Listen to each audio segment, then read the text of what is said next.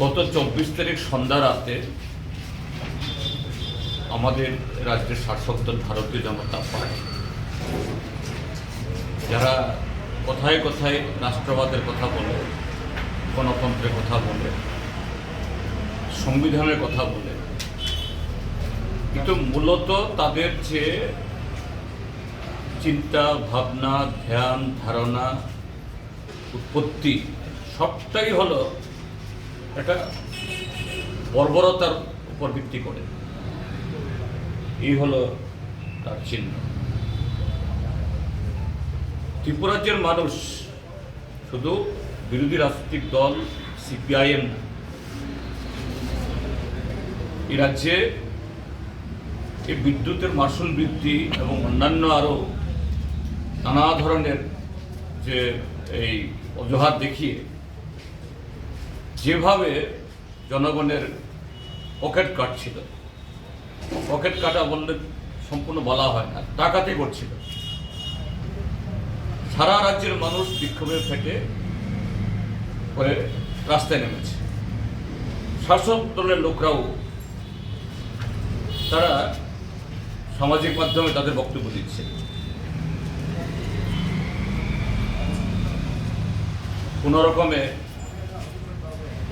Doctor Manik Saha, মন্ত্রী রতনলাল নাথের চেহারাটাকে একটু আড়াল করবেন, এই ক্ষোভের আঁচ থেকে, আগুন থেকে বাঁচার চেষ্টা করবেন।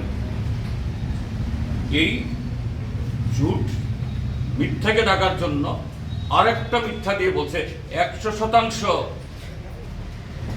এই কি বলে ছাড় দেবে। 3 দিন বাদে মানুষ বুঝবেন 100% ছাড় কোন যাবে। ঠিক আছে, মুখ্যমন্ত্রীর নির্দেশে, বিদ্যুৎ মন্ত্রীর নির্দেশে এটা ধন্যবাদ র্যালি হলো। আর ধন্যবাদ র্যালির চেহারা হলো এই বিজেপিটা যে একটা গণতান্ত্রিক দল না, একটা বর্বর দল। তারা দেশে গণতন্ত্র মানে না, আইন মানে না, সংবিধান মানে না, এটাই। অর্থাৎ তারা যা কিছু অপকর্ম করবে এর বিরুদ্ধে কেউ কথা বলতে পারবে না। এই হলো ঘটনা। আবার পরদিন এসে এত নির্লজ্জ এখানে জনসভা করছে। আরো দুর্ভাগ্যের হলো মহিলাদের প্রতি সম্পূর্ণ সম্ভ্রম, ইজ্জত রেখেই বলছি, কিছু মহিলাকে দিয়েও তাদেরকেও দিয়ে এই সমস্ত অপকর্মে লিপ্ত করাচ্ছে। আমি সেই মহিলাদেরকে দায়ী করছি না। কোথায় নামছে বিজেপি? রাজনীতি, ধর্ম, সমাজ সব কিছুকে ওরা একদম ধ্বংস করে দিচ্ছে। এটা আজকে দেখতে এসছি, ত্রিপুরার যে জনগণের কাছে তুলে ধরছি। এই দেখুন ডাক্তার মানিক সাহার সুশাসনের চেহারা, উন্নয়নের চেহারা। তাদের বক্তব্য যে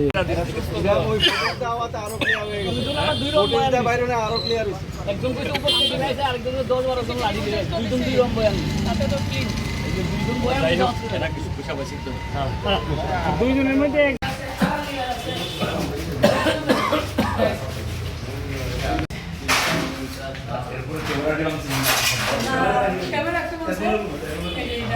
ক্যামেরা তো স্পষ্ট উঠছে দেখুন।